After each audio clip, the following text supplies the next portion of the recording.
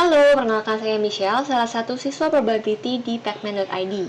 Sehari-hari bekerja sebagai project officer di salah satu perbankan di Indonesia. Pada kesempatan kali ini, saya akan menjelaskan salah satu teori probability untuk tugas akhir kelas probability.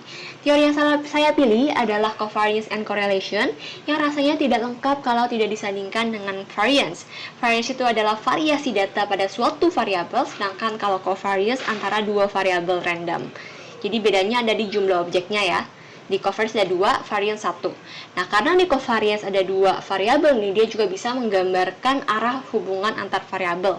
Apakah dia positif atau negatif? Kalau positif itu searah.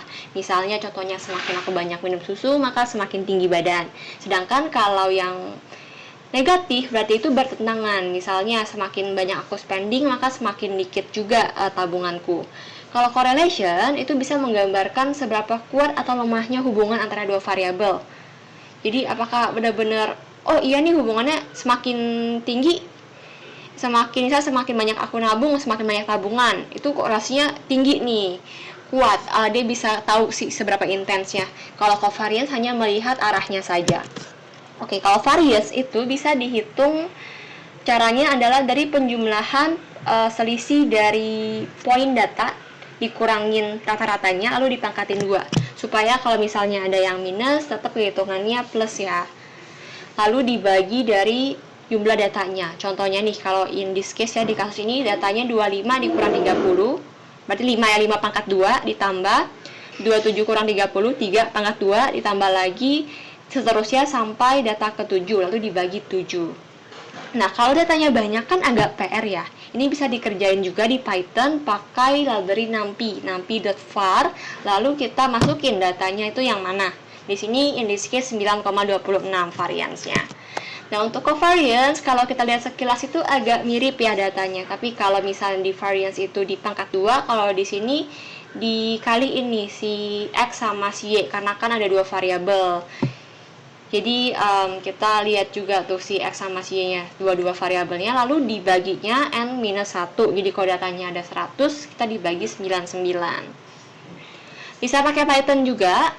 Di sini pertama kita cari correlation matrix dulu, pakai function numpy juga, .conv, lalu variabelnya yang mana, datanya yang mana, lalu kita cari si covariance value-nya. Tinggal kita panggil si data tadi matriksnya, lalu kita dalam kurung 0,1.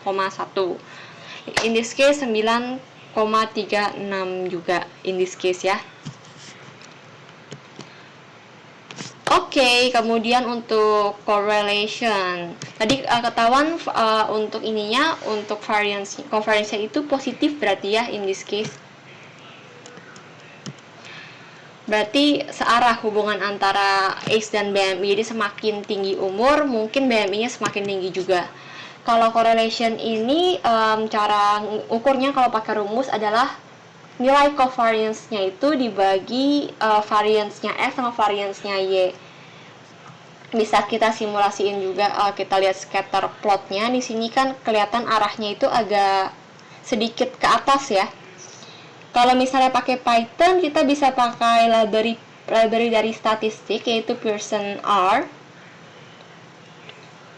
Kita masukin ininya, Pearson R, lalu kita panggil datanya yang mana. Kemudian kita print deh, yaitu nilainya berapa.